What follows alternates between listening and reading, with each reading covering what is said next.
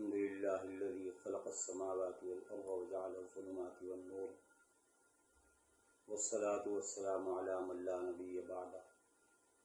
أما بعد فأعوذ بالله من الشيطان الرجيم بسم الله الرحمن الرحيم واتقوا يوما لا تجزي نفس عن نفس شيئا ولا يقبل منها شفاعة ولا يؤخذ منها عدل ولا هم ينصرون صدق الله العلي العظيم۔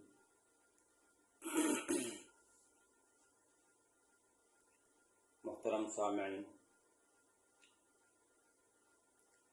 جو آیت تلاوت کی ہے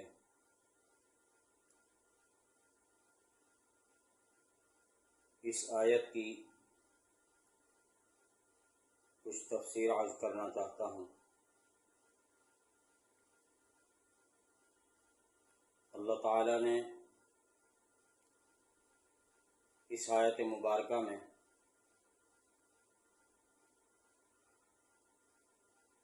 اپنے ایسے بندوں کو کہ جو بندے آخرت سے بے فکر ہیں لیکن قیامت کے دن پر امید ہیں، ان کو فکر دلائی ہے اور احساس دلایا ہے کہ بے فکر مت ہو بلکہ اس دن کی تیاری کرو۔ بنی اسرائیل، یہود و نصارہ ایسی ہی آخرت پر امید رکھتے تھے اور کہا کرتے تھے کہ ہم تو انبیاء کی اولاد ہیں، ہماری نسل میں صدیوں سے نبی چلے آ رہے اور ہم ان کی اولاد ہیں، لہذا اگر ہم گناہ گاری کی زندگی بھی بسر کریں تو کوئی فکر کی بات نہیں، قیامت کے دن ہمیں انبیاء علیہم السلام نجات دلا دیں گے۔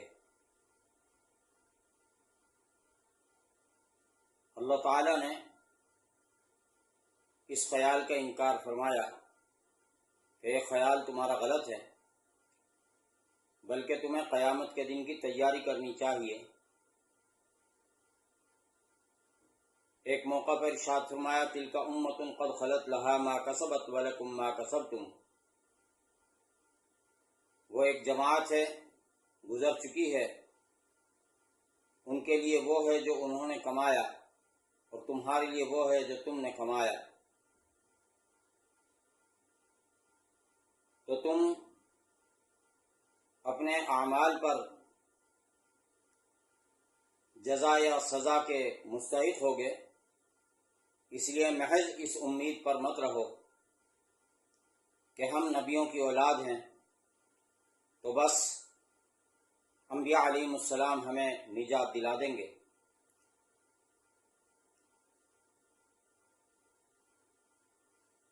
اس آیت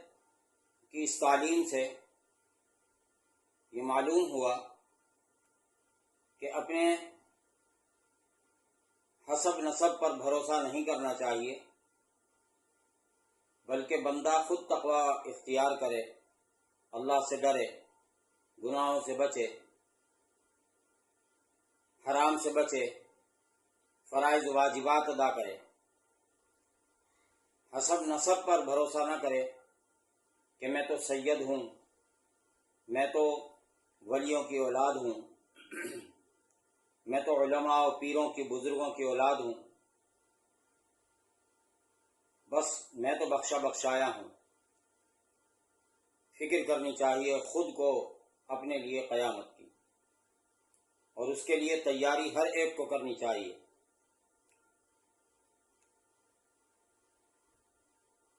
دنیا میں تو انسان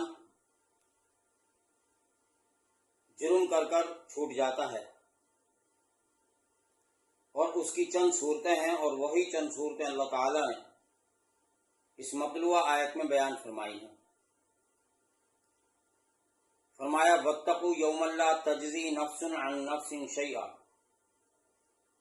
اور ڈرو اس دن سے جس دن کوئی جان کسی جان کے کام نہیں آئے گی۔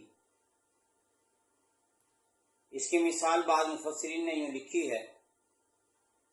کہ دنیا میں بعض لوگ ایسے ہوتے ہیں کہ ان کے آباء و اجداد بڑے نامور ہوتے ہیں، تو ان کی وجہ سے ان کی آل اولاد کو چھوڑ دیا جاتا ہے اگر وہ کوئی جرم کر لیں، یا کسی کا بھائی ہے، بیٹا ہے، یا کسی شخصیت کا باپ ہے اور اس نے جرم کر لیا تو پردہ ڈھانپ دیا جاتا ہے، ڈال دیا جاتا ہے کہ چھوڑ دو اس کو، اس لیے کہ یہ فلاں سے اس کی نسبت ہے۔ تو اللہ تعالیٰ نے فرمایا لا تجزی نفس عن نفس شیئا، ایسی نسبتیں قیامت کے دن کام نہیں آئیں گی۔ اگر ایسی نسبتیں کام آتی تو حضرت نوح علیہ السلام کا بیٹا ضرور نجات پا جاتا، جبکہ اللہ تعالیٰ نے حضرت نوح علیہ السلام کو فرمایا تھا انہ لیس من اہلک انہ عمل غیر صالح فلا تسألنی، فرمایا کہ وہ آپ کے اہل میں سے نہیں ہے کیونکہ اس کے اعمال ٹھیک نہیں ہیں، لہذا اس کے بارے میں مجھ سے کوئی سوال نہ کریں۔ کہ آپ کو دلی ہمدردی ہے اپنے بیٹے سے اور آپ چاہتے ہیں کہ اس کو نجات ہو جائے، تو آپ مجھ سے اس کے نجات کے لیے سوال نہ کریں، اس لیے کہ وہ ایمان نہیں لایا۔ تو اگر نسبت کام آتی تو حضرت نوح علیہ السلام کا بیٹا نجات پا جاتا، عذاب الہی سے بچ جاتا، مگر عذاب الہی سے وہ نہیں بچا بلکہ غرق ہونے کے والوں کے ساتھ غرق ہو گیا۔ تو اسی طرح قیامت کے دن بھی کوئی نسبت کسی کی کام نہیں آئے گی۔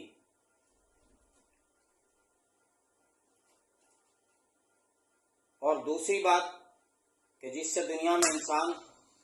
نجات پا لیتا ہے، جرم کر بچ جاتا ہے، ولا يقبل منها شفاعت، وہ شفاعت ہوتی ہے کہ کوئی شخصیت کسی کی سفارش کر دے اور کہہ دے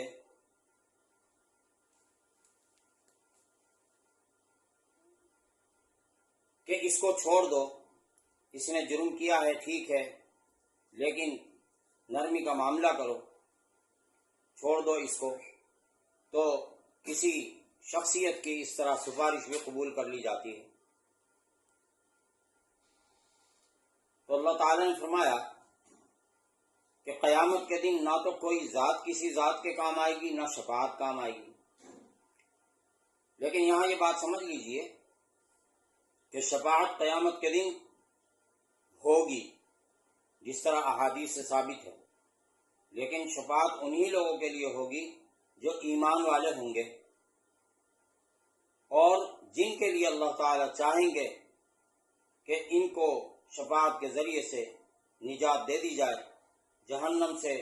ان کو نکال لیا جائے اور جنت میں ان کو داخل کر دیا جائے۔ اس طرح انبیاء، اولیاء، صلحاء، شہداء، حفاظ وغیرہ کا اعزاز بھی ہوگا کہ ان کو حق دیا جائے گا شفاعت کا۔ تو قیامت کے دن ایک شفاعت کا دور بھی چلے گا، مگر یہ صرف ان کے لیے کہ جو صاحب ایمان ہوں گے، اور جو ایمان والے ہی نہیں تو ان کے تو حق میں کوئی شفاعت نہیں چلے گی۔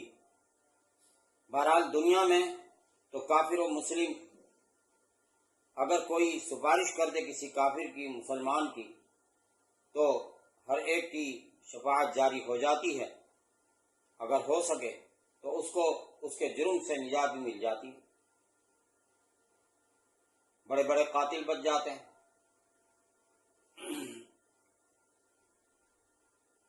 قاتل بچ جاتے ہیں بڑے بڑے، کیونکہ شفاعت ہو جاتی ہے ان کی۔ تو قیامت کا دن ایسا نہیں چلے گا۔ اور تیسری بات، تیسرا وہ ذریعہ کہ جس سے نجات ہوتی ہے، دنیا میں انسان